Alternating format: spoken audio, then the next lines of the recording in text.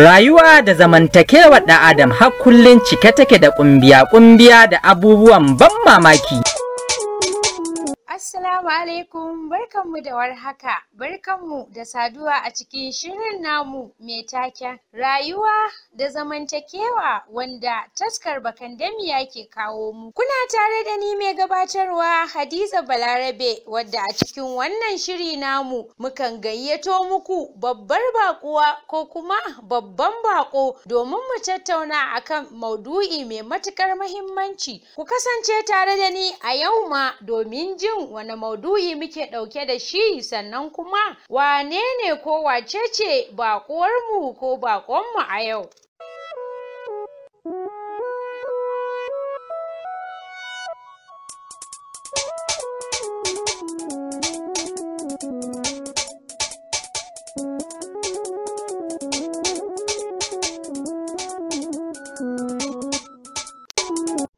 Jama'a barkanmu da warhaka, barkanmu da sake saduwa a cikin shirin namu na rayuwa da zamantakewa wanda taskar Bakandamiya ke kawo muku kai tsaye.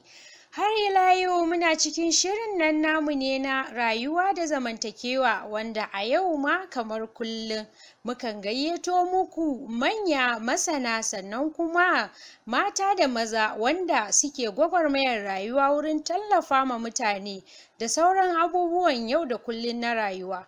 Kamar kullum yau ma mun yi babban kamu inda jirgin namu ya sauka muka yi tattaki wajen zuwa mu gayyaci wata babbar baiwar Allah wadda ta yi suna wurin tallafa ma marayu, mata, ƙananan yara sannan da wanda suka tsinci kansu a halin shaye-shaye, wanda ita ce shugabar ƙungiyar nan wadda take a nan Najeriya, wadda muna da branch, suna da branch ɗinta a Abuja, Kaduna da sauran 19 state, mai suna Gidauniyar Arewa Women and Children Drugs Abuse Foundation.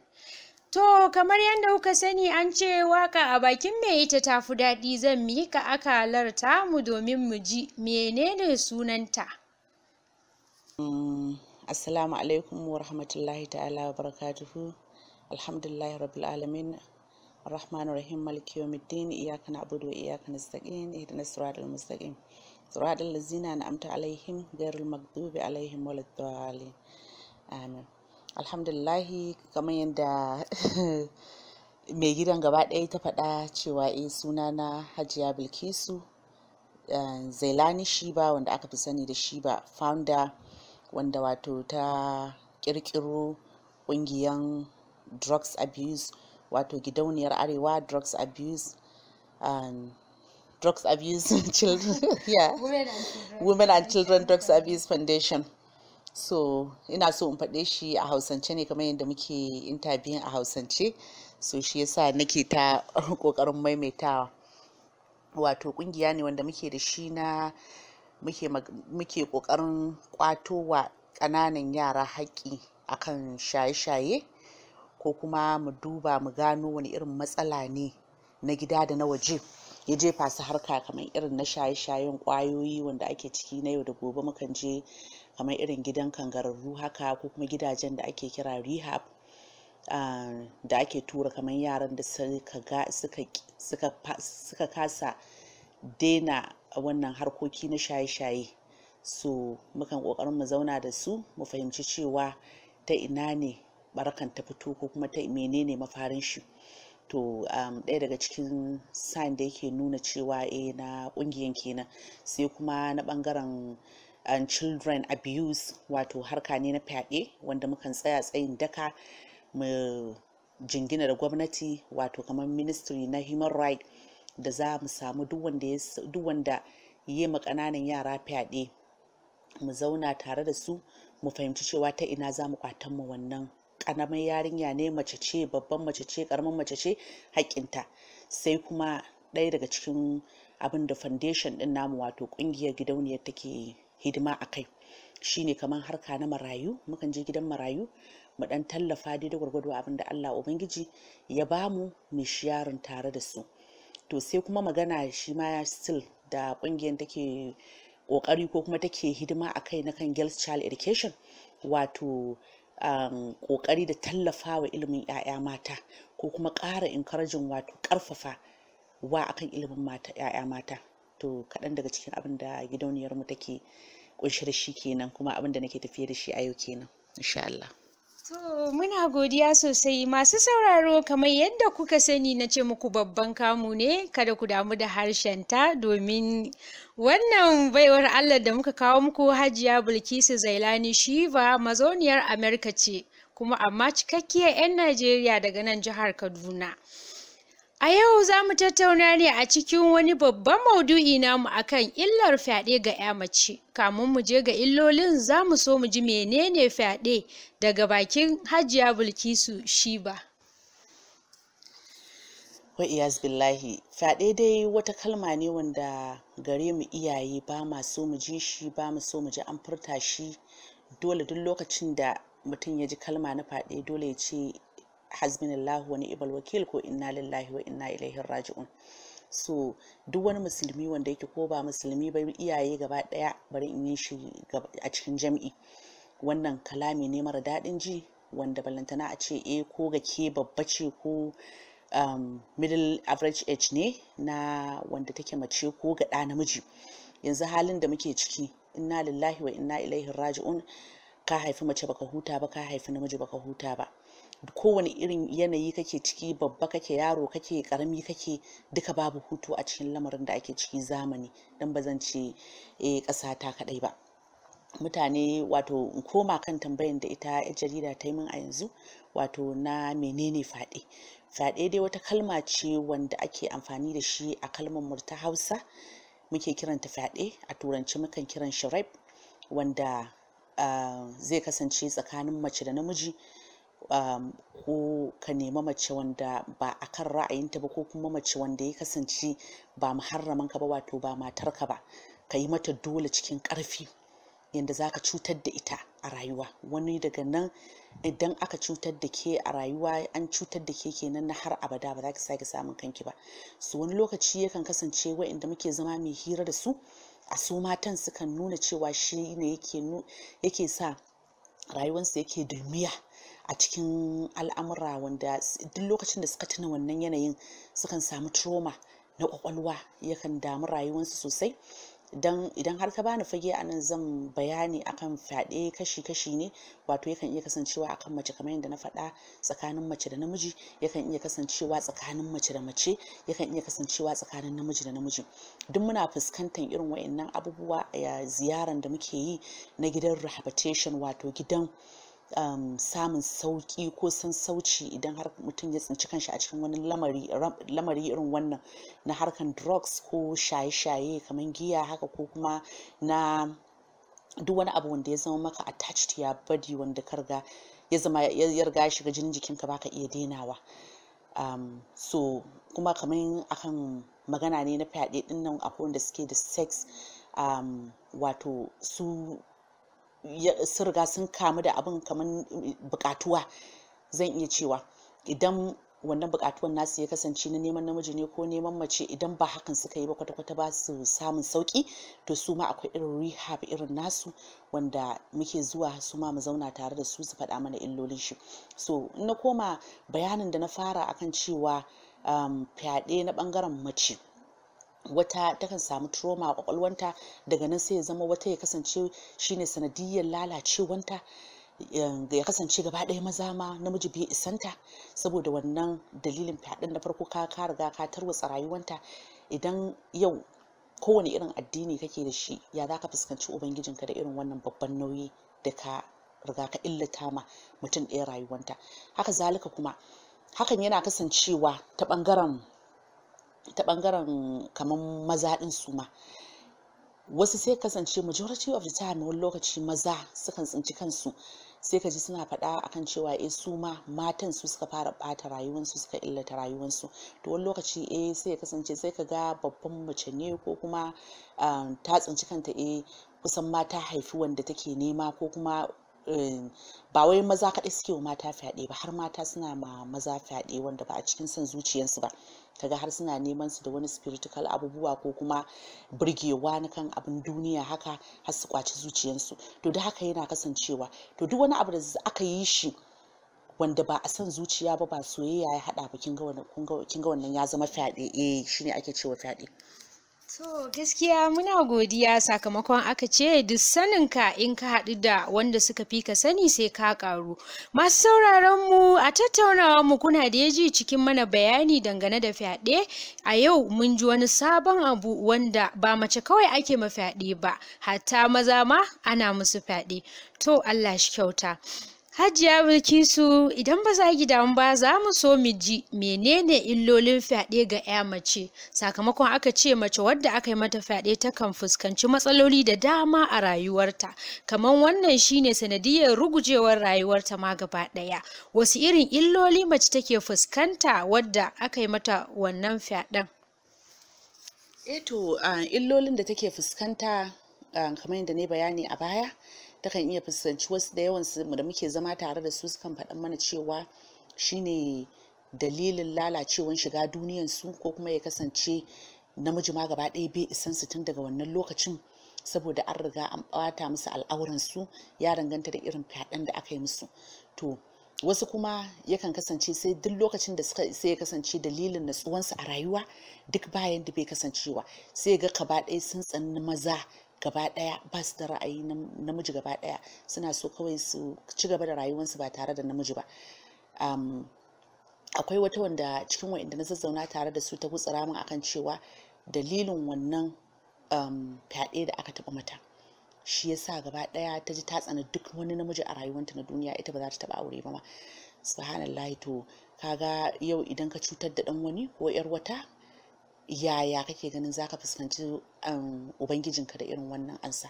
To ta nuna min akan cewa ita shi sa gaba ɗaya mata ne su ne ƙawayenta, saboda yadda ta tsinci kanta a wannan yanayin.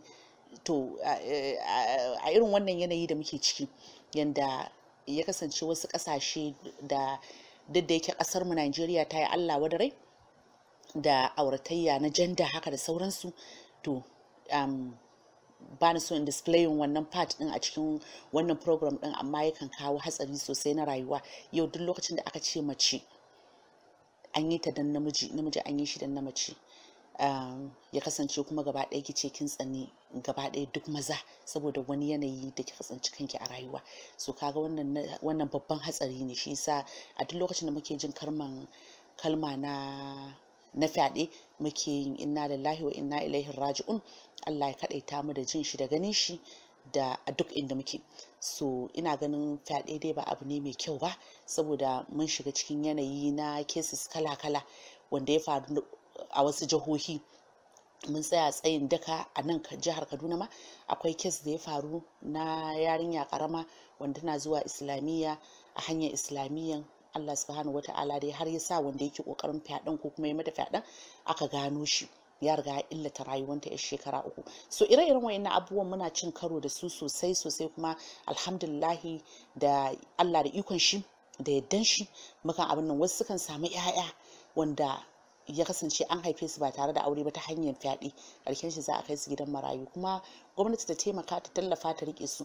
To ba so muke mai encouraging mutane wa'inda suke samun 'ya'ya wato ko ciki ta ɓangaren fyaɗe muke ƙoƙarin yi ba, a'a face sai ƙoƙarin jawo hankalin masu wa'innan yanayi, masu wannan halin su dawo cikin hayyacinsu, su kuma duba su hanga su gani yau kowane irin addini kake, addininka tabbas ya riga ya hani da shi. To mu koma mu natsu mu kuma duba yau idan aka yi wa diyarka ko kanwarka ko mahaifiyarka, yaya za ka ji a cikin zuciyanka in aka yi wani na kusa da kai. To duk waɗannan abubuwan za mu duba. A duniya kaɗai ake yin shi, amma a lahira kuma akwai ansa. Gaskiya ne. Mun gode sosai. Masu sauraron mu kuna kasancewa tare da mu a cikin shirin namu na rayuwa da zamantakewa. Za mu je cikin gari domin mu ji ra'ayoyin mutane dangane da illolin fyaɗe.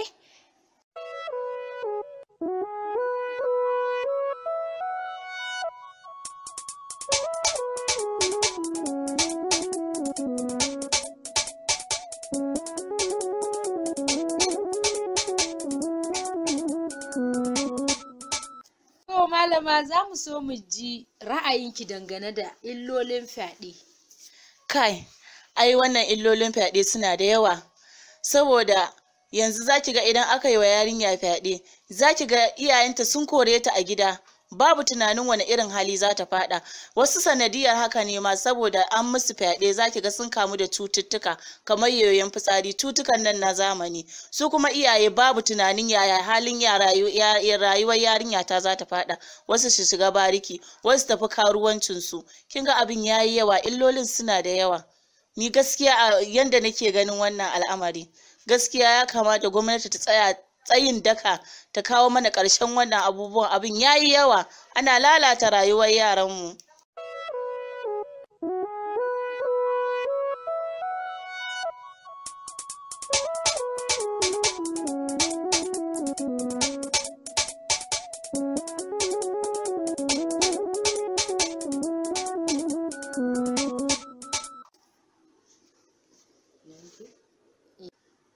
To masu sauraron mu kun dai ji abinda ra'ayoyin mutane suka faɗa.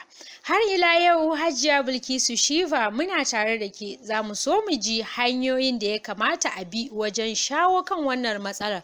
Sakamakon yanzu fyaɗe ya riga ya zama ruwan dare, duk da ana cewa ya canza zani. Akan ƙananan yara masu aka fi mawa, sai kuma 'yan mata wanda su suke kai kansu daga baya kuma su zo suna kuka.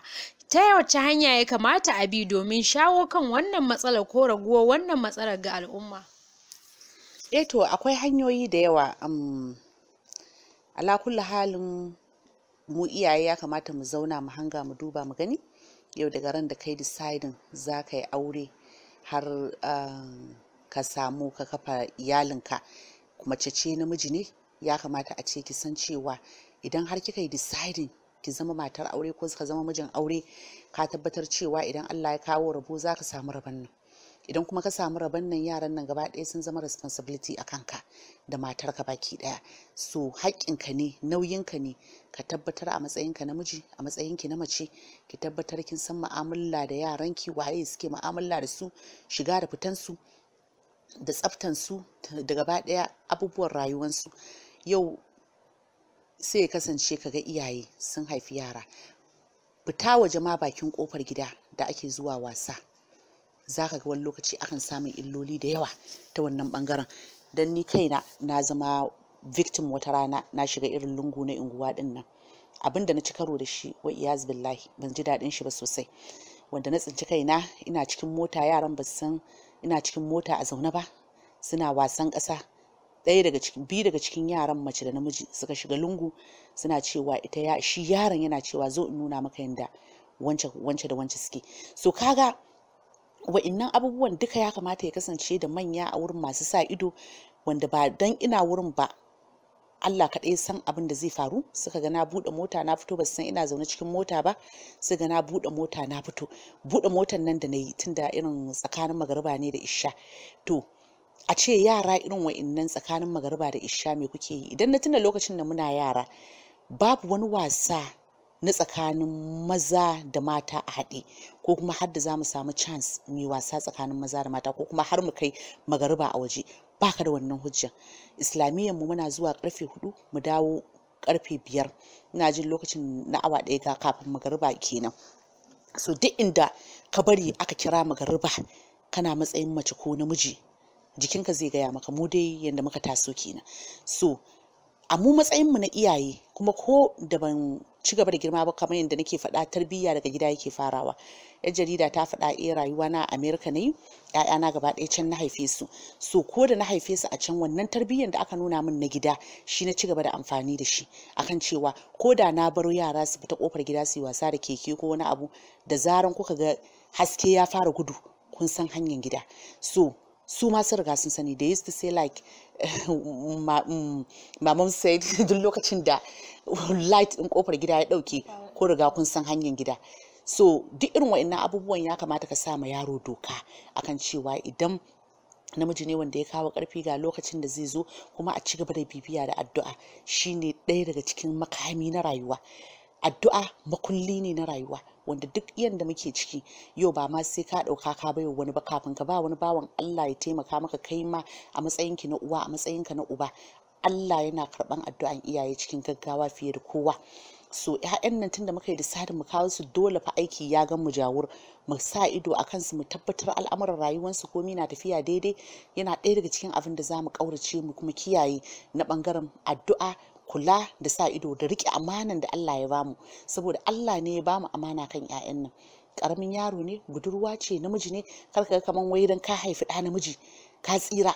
Wallahi tallahi a yanzu a lokacin nan da ake ciki, mata ya kamata mu bude idonmu, maza ya kamata mu bude idonmu. Ka haifi namijin ma hankalinka bai kwanta ba. In kana tunanin wai mace kaɗai za a iya mafyaɗe, to rayuwar ya riga ya canza, ba haka yake ba. Ɗa namiji daga gida ma ake farawa, tsakankanin within uncle, family, friends, wato kawu, baba da sauransu, duka ba za ka iya trustin kowa ba. You can't trust nobody around your children. So ya kamata mu duba, mu hanga, mu gani, karka ganin wai yau ciki ɗaya suka fito, wa yake gare ta ko kuma ya take gare shi. In muka duba muka gani a cikin hadisin mu, manzon Allah sallallahu alaihi wasallam ya faɗa, ya ce duk lokacin da 'ya'yanmu suka kai shekaru kaza zuwa kaza, mu rarraba tsakanin su gurin kwanciya.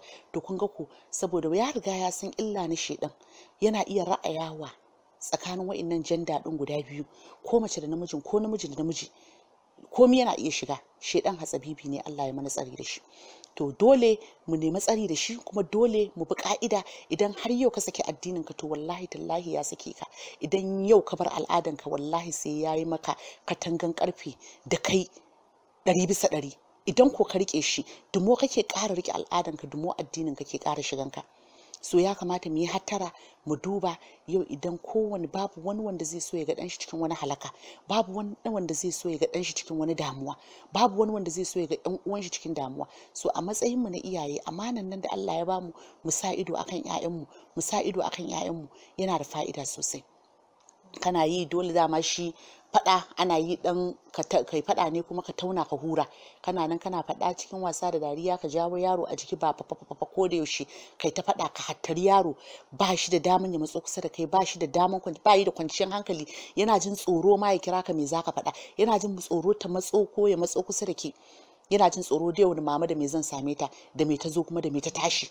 To dole ya kamata mu iyaye mu rika sanya yawa zuciyar mu ruwan sanyi. Na bakin gagannin mu suna cewa idan zuciyanka na ta farfasa, sha ruwan alola ko sha ruwan buta ne. So ya kamata mu ta yawaita istighfari, mu ta yawaita salati da hailala, to wannan ma yana ƙara sanyaya zuciya. Amma idan muka ce za mu saki ƴaƴan mu sakaka, mu dinga bin su da hattara, yau ka waye gari Allah ya jarabce ka, ko kuma ɗanka ya jarabci kanshi, don Allah bai jarabtan bawa da abin da zai buwaye shi ya dame shi. Mafi yawanci al'amari ne na shedan. Idan mutum ya karkata ya ce ba zai bi ka'idan addinin shi, ko kuma ya bi abubuwa clean way da ya kamata ba, so shine shedan zai samu galaba ya shige ka. So idan dai har sai kaga mutum ya waye gari, ko da yana shaye-shaye ko ya tana shaye-shaye, kaga iyaye sun hattare ta, sun fitine ta, suna korata, to ta ina za ta bi, da ina za ta fara? Sai ta ga wane ne abokinta, abokan shaye-shayen nan nata su ne kadai abokanta, ko kuma wannan abin da take sha, ko kuma wannan abin da take yi shine kadai abokinta. Idan kuma yawace take na kwana da maza, to sai kaga idan har ka hattare ta, ka dame ta, sai ta ga wa'innan friends din nata, ko kuma wanda suke neman ta dinnan su ne kadai friends ɗinta. So ya kasance ya kamata mu iyaye mata mu zama kawaye da mazan ma gaba daya. Mu jawo ƴaƴanmu jikinmu. Idan baka jawo ƴaƴanka, na bature yana faɗa, if you cannot be your children friends, someone else will. Idan har baka samu ka jawo ƴaƴanka a jikinka ba, to wani banza nan a titi zai jawo su ya zama abokin su, ya occupying gaba ɗaya rayuwarsu, ya faɗa musu abin, ya using din shi for nothing. He will tell them what to do. So ba mu buƙatan irin wannan ya kasance tare da ƴaƴanmu. Allah ya killata mu kowa nashi, Allah ya wadata su, ya gyara su, ya kintsa su, ya musu albarka. Duk addu'o'in da zaka yi kenan. Idan zaka yi kamar inda manzon mu Rasulullahi yake yawan addu'a ga bayinsa, idan ya ce mana kuma ya umarce mu duk lokacin da zaka yi addu'a ka yi jam'u, kar ka dinga naka. Idan ka yi jam'u, Allah ubangiji sai ya falala, ya kuma ƙara buɗa da wadatan zuciya, ya gyara na wasu kuma ya gyara naka. Shawara na kenan. To gaskiya mun gode sosai a bayananta da ta yi mana bayani sosai dangane da hanyoyin da ya kamata a bi don kawo ƙarshen wannan fyaɗen, domin daga gani bisani akwai laifin iyaye sosai, domin iyaye suke barin yaransu a kowane yanayi. Sannan ta yi magana akan yana da kyau a rika jawo yara a jiki, sakamakon akwai yaran da za ku ga ta hanyar fyaɗe aka yi musu ciki amma suna zaune da iyayensu ba su san an musu fyaɗen ba, sai ta kai ga cikin ku ga ta kai ga ana korarsu a gidajensu.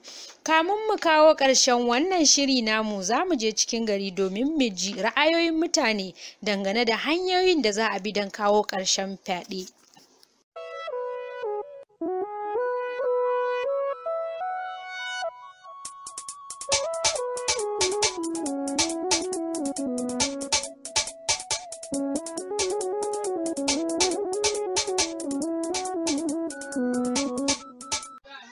Malama za mu so mu ji ra'ayinki dangane da hanyoyin da ya kamata a bi domin magance fyaɗe. Assalamu alaikum. To hanyoyin dai da za a magance fyaɗe shine akan sa ido da iyaye ya kamata su yi akan yaransu sosai da sosai. Sa'annan idan an je makaranta malamai ya kamata su sa ido su ma akan yaransu, duk da dai ana samun malaman da ke ɓata yara, su san shigensu da ficensu.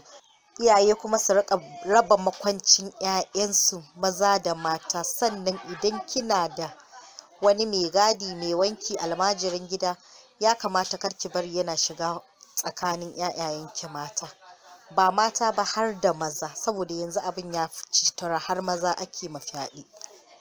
Ki rinka kake saki jiki ko fuska a ringa wasa anyhow yanda ya kamata, yanda bai kamata ba akan tsakanin mata da maza. Sa'annan da abin ya faru ki maza ki garzaya ki reporting a police station, kake ce wani zaki rufa saboda kar mutuncin yarinkin ki ya zuba. Baki san wani irin cuta wanda ya yi mata yake dauke da shi ba. Kuma a kiyaye aiken yara daga magariba ta yi har zuwa safiya. Magariba ta na yi duk yanda yarinya take, komin girmanta komin kankantanta a kiyaye aikenta, shaguna, makwabta da dai abin da ya kamata. Malama wace hanya kike ganin ya kamata a bi domin kawo ƙarshen fyaɗe ko kuma a rage faruwar fyaɗe a cikin al'umma? Ni hanyar da na ga ya fi dacewa a dinga bi, saboda yanzu abin ya yi yawa, abin ya zama ruwan dare. Yanzu aka kama mutum ya wa yarinya fyaɗe, kamata ya yi a tara al'umma annabi, a tozarta shi a bainan nasi, a ɗauke shi a kai shi gurin hukuma, kowa ya sani, a daina rufe abin. Saboda idan ana rufewa ana ganin kamar yanzu an tona asiri yarinya abin zai ta binta, to shi wani kunya zai ji ya daina. Kamata ya a tozarta shi, a tona mishi asiri, a nuna shi bainan nasi, a nuna shi kowa ya ga halin shi. Ni kawai abin da naga ya fi dacewa kenan.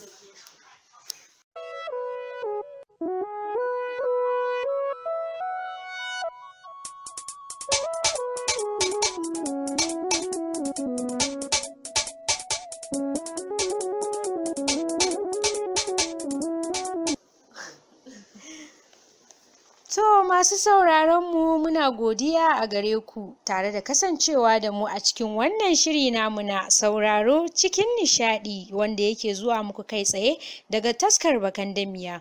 Kamun mu rufe akwatin shirin namu za mu so mu ji wanda irin jawo hankali zaki yi ga iyaye da kuma al'umma dangane da idan fyaɗe ya faru me ya kamata a fara yi. Bisani a yanzu zaki ga in fyaɗe ya faru ana hantarar yarinyar da aka yi mawa wadda ba laifinta bane, amma sai ku ga ya zama cewa ita ce take shiga damuwa, sannan kuma zai zama na iyayen nata ma ba za su iya taɓa komai ba a bi mata hakkinta, sai ya zama na kiga a ƙarshe daga nan har girmanta. Wani irin jawo hankali zaki da al'umma wurin tallafa ma wanda suka tsinci kansu a wannan yanayi? To gaskiya mu iyaye a duk lokacin da aka taɓa ka human right ya cancanta ya kasance duk wanda aka taɓa bai kamata a ce an hattari yarinyan ba. Sai kaga fuskokin yarinyan ake nunawa ko kuma ita ake hantara kamar yadda kika yi magana, wanda shi wanda ya wannan abin idan dai har aka san shi yayin kuma ya ansa shi yayin, shi ya kamata a tona wa asiri, a faɗa a nuna shi a duniya kowa ya sani. Bayan haka kuma gwamnati ta ɗau mataki, mu tsaya tsayin daka kamar kes ɗin da aka yi na Kano ɗin nan, mun jajirce mu ƙungiyoyi gaba ɗaya mun tsaya tsayin daka mun jajirce har sai da aka kai wanda uban da ya wannan abin prison. So mu masu ƙungiyoyi muna da haɗin kai sosai. Idan har mutum ba zai iya ba, yana iya zuwa ga office ministry na kwamishina na mata a kowane jiha akwai shi. So irin wa'annan idan har ka je kai claiming ka faɗa, ko kuma idan wata wanda ka sani ta hanyar ƙungiya su ma duka wa'annan za su taimaka idan har akwai connection na wa'anda aka sani din. So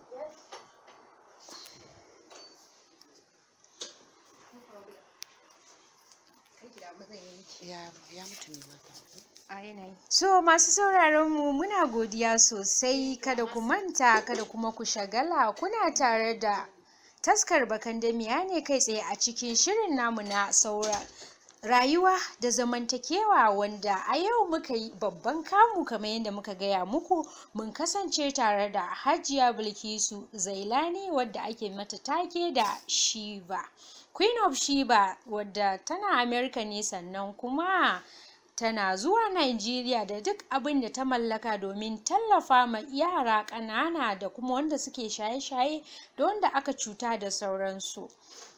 A nan muka kawo ƙarshen wannan shiri namu, ku tara a gaba ku ji da wa za mu kasance kuma wa za mu gayyato muku. A kaɗan daga abin da na manta ban gaya muku ba, wannan Queen of Shiba ita ce 'yar takarar sanata ɗin nan wadda Allah bai yi ta kai ba. A yau muna mata fatan alkhairi, sannan kuma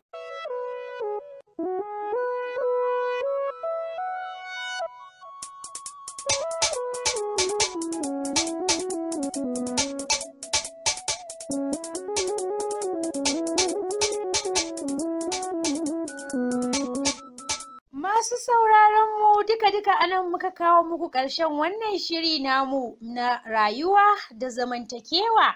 Ku kasance tare da mu domin sauraron wani sabon shiri namu wanda za ku ji mu ɗauke da wani maudu'i wanda za mu sake gayyato muku masana, sannan kuma waɗanda suke da sani akan maudu'i daban-daban domin mu tattauna. Kada ku manta, idan ba ku da manhajar Bakandamiya a cikin wayoyinku, za ku iya saukewa a Play Store sannan ku yi rajista, kuma za ku iya bibiyar mu a Facebook, LinkedIn, Twitter har ma da Instagram tare da tambarinmu mai ɗauke da suna Bakandamiya. Ku kasance tare da mu domin ilmantarwa, nishaɗantarwa, sada zumunci da kasuwanci.